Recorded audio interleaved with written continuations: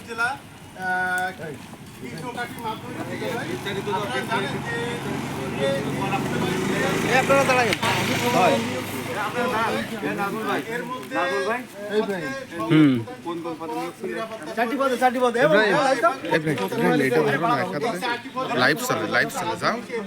শুক্রবার সকাল 9টায় ইতিমধ্যে আপনার এই যে নিয়োগ ঘিরে একটা অভিযোগ আসছিল যে অর্ধ কোটি টাকা বাণিজ্য হয়েছে।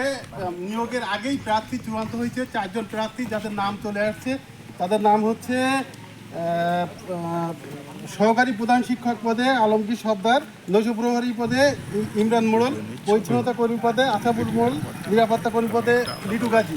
তো বিভিন্ন সামাজিক যোগাযোগ মাধ্যম সহ যে প্রিন্ট পত্রিকায় খবরটি প্রকাশ হয়। তো গত আপনার 17ই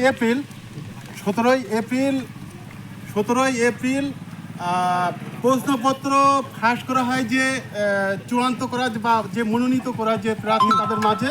তো এরই প্রেক্ষিতে আজকে যে জেলা প্রশাসকের সাতক্ষীরার যে জেলা প্রশাসকের যে প্রতিনিধি তারা যে সহকারী কমিশনার ভূমি, ওনার যে আপ্রাণ চেষ্টায় বা ওনার স্বচ্ছতার ভিত্তিতে আজকে এই যে নিয়োগ যেটি পাতানো নিয়োগ সেটি বন্ধ সম্ভব হয়েছে, বলা চলে যে এটা স্থগিত হয়েছে।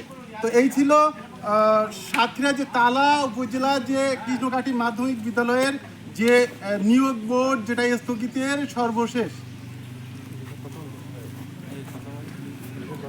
আপনি বলেন বিস্তারিত নাম দিয়ে বলেন। নাম মোহাম্মদ মেহেদি হাসান, আমি নৈশ প্রহরী পদে প্রার্থী ছিলাম।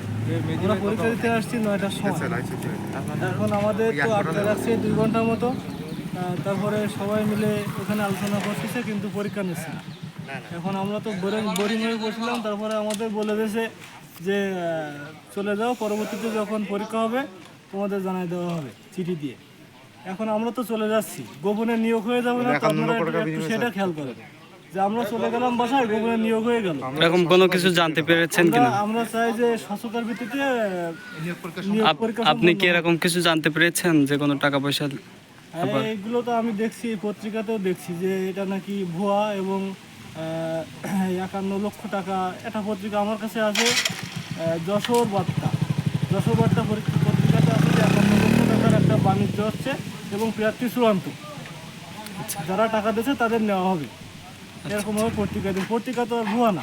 একটা পত্রিকা তো সেটা আমরা যা জানি এটা সঠিক। আপনাদের দাবি কি? আমাদের দাবি সুষ্ঠুভাবে চাকরিটা হোক, নিয়োগ পরীক্ষাটা সুষ্ঠুভাবে হোক। চাকরি যে পায় আমাদের কোনো সমস্যা নেই, যে পরীক্ষা দিয়ে পাশ করবে সেই চাকরি পাবে।